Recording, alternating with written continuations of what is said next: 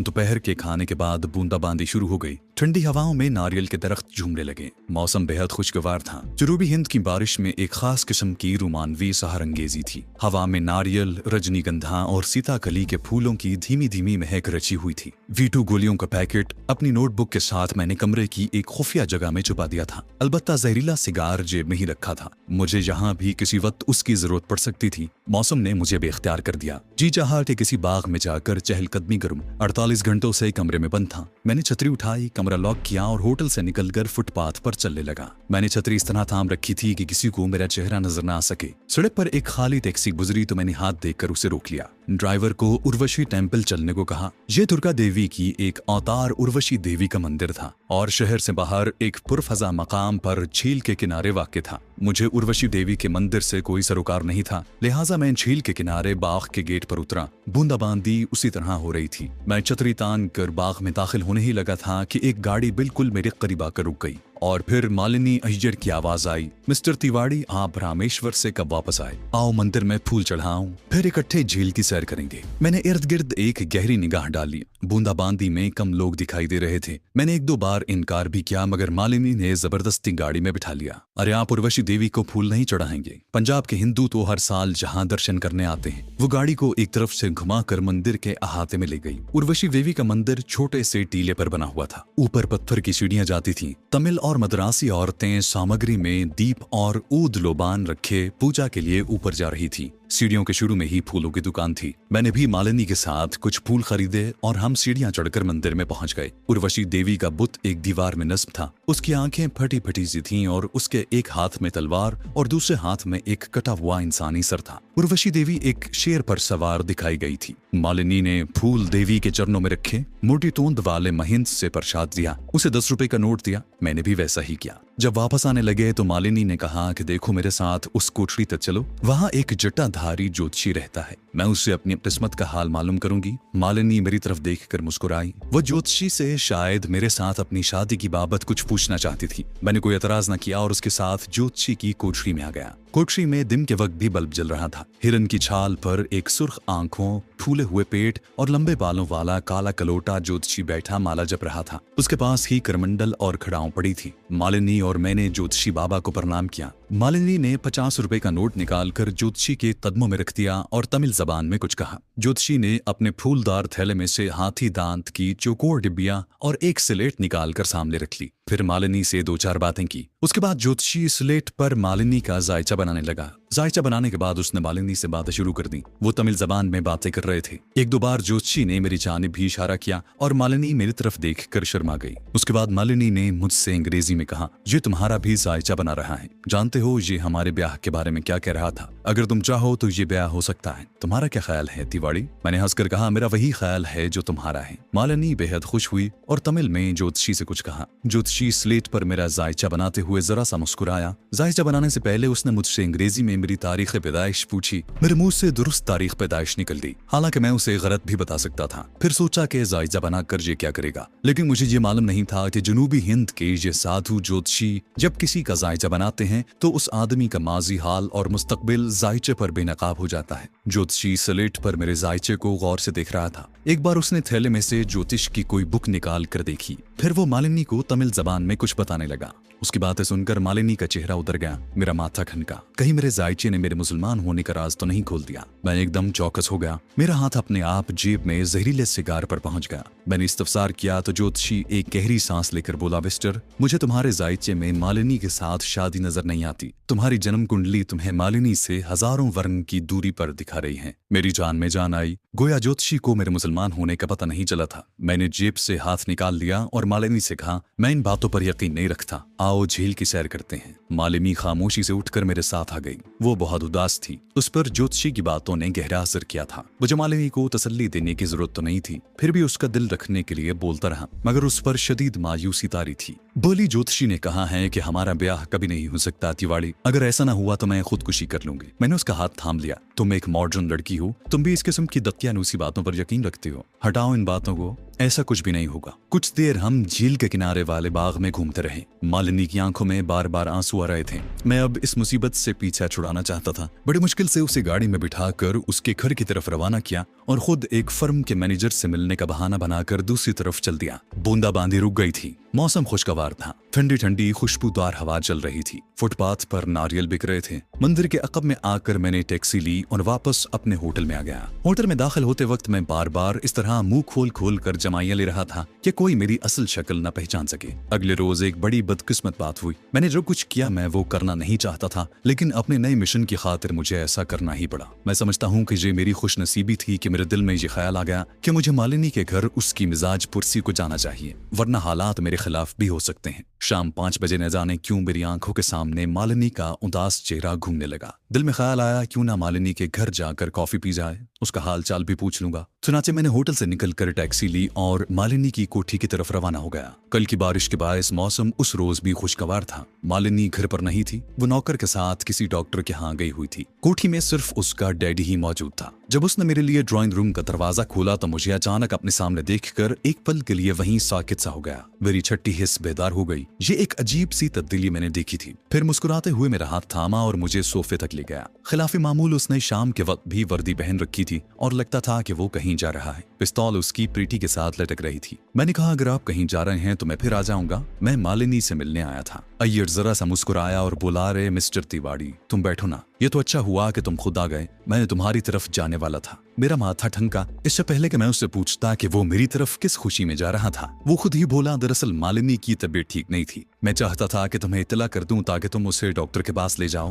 पहले सोचा फोन कर दूं, फिर ख्याल आया कि इसी बहाने तुम्हारा होटल भी देख लूं। साफ लग रहा था कि वो झूठ बोल रहा है। जिस होटल में मेरा कयाम था जाहिर है वो उसने कई बार देखा होगा। मैं चौकस हो गया और मेरा हाथ जेब में रिंग गया। वो उदास लहजे में बोला, बेटे मेरी एक ही बेटी है, मैं उसे हमेशा सुखी देखना चाहता हूँ। कल कहीं उसे किसी ज्योतिषी ने बताया कि उसकी शादी तुम्हारे साथ नहीं हो सकती। बस उसी वक्त से वो बीमार पड़ गई है। मेरा जहनी तनाव कुछ कम होने लगा। शायद वो बात नहीं थी जो मैं समझे बैठा था। अय्यर को मुझ पर शक नहीं हुआ था। मैंने हाथ जेब से निकाल लिया और उन्हें यकीन दिलाने लगा कि मैं मालिनी से ही शादी करने का इरादा रखता हूँ और उसे हमेशा सुखी रखूंगा। मालिनी के डैडी ने खुश होकर मेरा हाथ थाम लिया और मेरी तरफ एहसानमंद निगाहों से देखते हुए बोला, तुम एक आला हिंदू खानदान से ताल्लुक रखते हो, मुझे तुमसे यही उम्मीद थी। फिर एकदम मौजू बदलकर सोफे से उठा और दीवार के साथ लगी छोटी मेज की दराज से एक फाइल निकाल कर ले आया। कल मैं पुरानी फाइलें देख रहा था तो इसमें से मालिनी की बचपन की एक तस्वीर मिल गई। जरा देखो वो इस तस्वीर में कितनी मासूम लग रही है। उसने फाइल मेरे हाथों में थमा दी और खुद सोफे पर बैठ गया। मैंने फाइल खोली तो अंदर 2 कागजों के दरमियान एक चौकोर कागज पर पेंसिल से स्केच बना हुआ था। मेरा दिल एकदम जैसे डूब गया। ये स्केच अगर नामुकम्मल था मगर वो मेरी शक्ल थी। वो बोला, तुमने अगर इसे पहचाना नहीं तो मैं बता दूं कि ये तुम्हारा स्केच है और तुम ही वो पाकिस्तानी जासूस कातिल हो जिसकी हमें तलाश थी। मेरे पांव तले की जमीन निकल गई। मैंने नजरें उठाकर मालिनी के डैडी की तरफ देखा तो दिल धक से रह गया। उसके हाथ में पिस्तौल था जिसका रुख मेरे सीने की जानिब था। बाजी उलट गई थी। मेरा राज फाश हो चुका था। मैंने फाइल बंद करके घुटनों पर रखी और गहरा सांस लेकर सर सोफे की पुश्त से लगा दिया। मिस्टर अय्यर का चेहरा इंतहाई संजीदा और पत्थर की मानंद सख्त हो गया था। बोला, मुझे उसी रोज तुम पर शक हो गया था, लेकिन ये बात मेरे गुमान में नहीं आ सकती थी कि मेरा होने वाला दामाद पाकिस्तानी कातिल जासूस भी हो सकता है। आज मैं अपने मकतूल ऑफिसर की फाइल देख रहा था कि मुझे उसके हुलिये का ख्याल आया। मैंने फौरन कागज लेकर स्केच बनाना शुरू कर दिया और जब स्केच तैयार हुआ तो कातिल की तस्वीर मेरे सामने आ गई और वो तुम थे। तुम ज़ेर हिरासत हो, लेकिन तुम्हें फौज के हवाले करने से पहले मैं तुमसे सिर्फ एक बात पूछूंगा कि तुम्हारा मुसलमान नाम क्या है और भारत में तुम्हारे दूसरे साथी कहां कहां पर हैं। मुझे उसकी बकबक से कोई दिलचस्पी नहीं थी। अगर मेरी किस्मत का फैसला हो गया था तो मैं उसकी किस्मत का भी फैसला कर चुका था। मैं सिर्फ इतनी बात मालूम करना चाहता था कि मेरे बारे में उसके अलावा तो किसी को इल्म नहीं हुआ। चुनाचे मैंने बज़ाहिर हथियार फेंके और कहा, सर मैं आपको इस तफ्तीश पर मुबारकबाद देना चाहता हूँ, लेकिन मुझे यकीन नहीं आता कि ये अकेले आपका ही कारनामा है। खैर कोई बात नहीं, आप अकेले ही अगर क्रेडिट लेना चाहते हैं तो मुझे क्या इतराज हो सकता है। उसका हाथ पिस्तौल के ट्रिगर पर था। नाल का रुख सीधा मेरे सीने के दरमियान था। कहने लगा, मिस्टर मैं एक तजुर्बाकार पुलिस ऑफिसर हूँ। मैंने आज तक जितने केस हल किए हैं अकेले ही किए हैं। ये कारनामा भी मुझ अकेले का ही है, लेकिन मैं अभी अपने हेडक्वार्टर फोन करता हूँ ताकि पुलिस की गार्ड आकर तुम्हें गिरफ्तार करके ले जाए। एक बहुत बड़ा बोझ मेरे सर से उतर गया था। सिवाय उसके अभी तक किसी को मेरे बारे में इल्म नहीं हुआ था। मैं अपना काम मालिनी के वापस आने से पहले पहले खत्म करना चाहता था। खुद मेरी जिंदगी भी दांव पर लगी हुई थी। मौत मेरे सामने बैठी मुझे गजबनाक नजरों से घूर रही थी। सिर्फ जेब में हाथ डालकर जहरीला सिगार निकालना था। मैंने कहा, अब मेरा कुछ छुपाना बेकार है, आप जीत गए।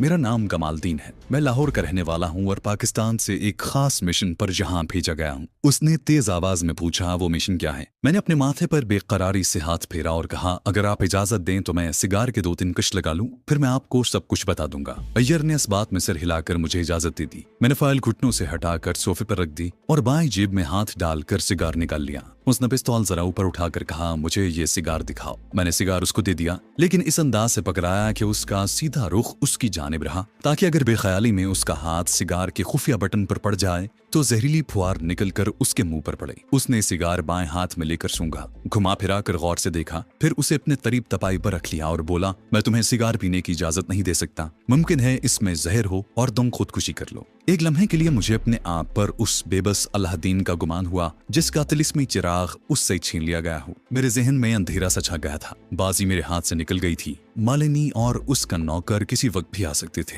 वो बोला, अपनी जगह से हरकत न करना, मैं फोन करके स्क्वाड तलब कर रहा हूँ। ये कहकर वो जैसे ही सोफे से उठा, मैंने बैठे बैठे जरा सा पीछे होकर दोनों पांव जोड़कर एक भरपूर ठोकर उसके हाथ पर मारी। पिस्तौल उसके हाथ से गिर गया। मैंने शेर की तरह जस्त लगाई और तिरचिनापली के बूढ़े एसपी की गर्दन अपने बाजू के शिकंजे में जकड़कर उसे पूरी ताकत से एक झटका दिया। यूं लगा जैसे उसकी गर्दन अलग हो गई हो। मैंने आहिस्ता से अपना बाजू खोल दिया। गर्दन अलग नहीं हुई थी, लेकिन कदरे लंबी होकर लटक गई थी। हड्डी यकीनन कई जगहों से टूट चुकी थी। वो लाश बनकर सोफे पर गिर पड़ा। मैंने अपना कीमती सिगार उठाकर जेब में रख लिया, फिर फाइल में से अपना स्केच नोच कर उसका गोला बनाया और दूसरी जेब में ठूस लिया। रुमाल निकालकर सोफे पर जहां मैं बैठा था और तपाई पर से जहां से मैंने सिगार उठाया था और फाइल पर से अपनी उंगलियों के निशान रगड़ कर साफ किए और दरवाजे की तरफ बढ़ाई था कि इत्तलाई घंटी बजने लगी। मैं उछल पड़ा। दरवाजा अंदर से मुकफ्फल था, इसलिए मैं कोठी के किचन की तरफ दौड़ा। किचन की खिड़की जो पीछे खुलती थी उस पर सलाखें लगी थी। दरवाजे की घंटी एक बार फिर बजी। खतरा मेरे सर पर मंडला रहा था। मैं उस कोठी के कमरों से वाकिफ नहीं था। मैं बेडरूम में गया, उसकी कोई खिड़की नहीं थी। क्या मुझे मालिनी और उसके नौकर को भी कत्ल करना पड़ेगा? लेकिन इससे पहले मैं वहां से फरार होने की पूरी कोशिश करना चाहता था। दरवाजे की घंटी बार बार बज रही थी। अब मुझे मालिनी की आवाज भी सुनाई थी। वो तमिल जबान में अपने बाप को आवाजें दे रही थी। मैं बेडरूम से निकलकर तीसरे कमरे की तरफ बढ़ा तो मुझे पीछे एक और दरवाजा दिखाई दिया। मैंने रुमाल हाथ में लेकर उसे खोला। आगे एक जालीदार दरवाजा था। उसे खोला तो सामने कोठी का अकबी बागीचा था। एक ही मिनट के बाद मैं कोठियों के बीच वाली छोटी सी कच्ची सड़क पर तेज तेज कदम उठाता चला जा रहा था। ये कोठियों के पिछवाड़े थे और जहाँ जगह जगह कूड़ा करकट के ड्रम पड़े थे।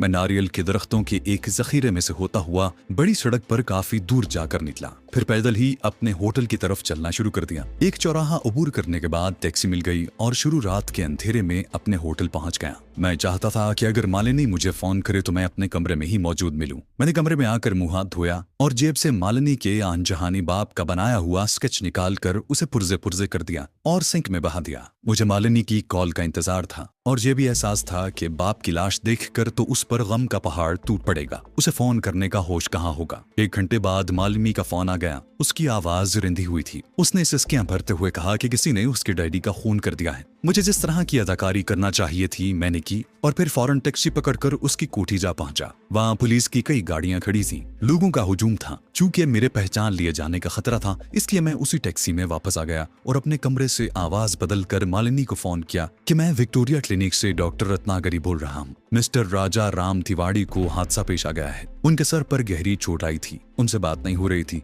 मगर उन्होंने हमें आपका फोन नंबर देकर ताकीद की कि आपको इत्तला दे दें। मालिनी ने परेशानी से पूछा, अब वो कहाँ है? मैंने उसी आवाज में कहा, उनकी किसी फर्म का एक मैनेजर आकर उन्हें अपनी कोठी में ले गया है। ये कहकर मैंने फोन बंद कर दिया। 2 रोज बाद मैंने अपने सर पर पट्टी बांधी और सुबह सुबह मालिनी की कोठी पर पहुंच गया। मालिनी मुझे देखते ही फरते गम से रोने लगी। उसकी हिचकियां नहीं थमती थी। मैं उसे हौसला दे रहा था और उसके बाप के कत्ल पर इंतहाई ताज्जुब और गम का इजहार कर रहा था। जब उसकी हालत जरा संभली तो उसने मेरे हादसे के बारे में तशवीश जाहिर करते हुए कहा, मुझे तो तुम्हारा गम भी लग गया था। अब तुम कैसे हो? हादसा कहाँ हुआ था? अब तुम ठीक हो ना? मैंने उसे तसल्ली दी। उस वक्त मालिनी के रिश्तेदार हिंदू औरतें वैष्णु भगवान की मूर्ति के आगे बैठी आरती उतार रही थी। मालिनी ने बताया कि बाप के बाद अब दुनिया में उसका कोई नहीं। सिर्फ एक बड़ी बहन है, मैं अकेली कैसे जिंदा रहूंगी। मैंने उसे तसल्ली दी और कहा कि मैं बहुत जल्द उसको अपने पास ले आऊंगा। मैंने उसे थोड़ा सा कुरेदा और पूछा कि पुलिस का उसके बाप के कत्ल के बारे में क्या ख्याल है। वो साड़ी के पल्लू से आंसू पोंछकर बोली, पुलिस के एएसपी भटनागर आचार्य का ख्याल है कि ये उसी पाकिस्तानी जासूस का काम है जो इससे पहले सीआईडी के ऑफिसर को हलाक कर चुका है, क्योंकि मेरे डैडी उस पाकिस्तानी जासूस की गिरफ्तारी के सिलसिले में इंतहाई सरगर्मी दिखा रहे थे।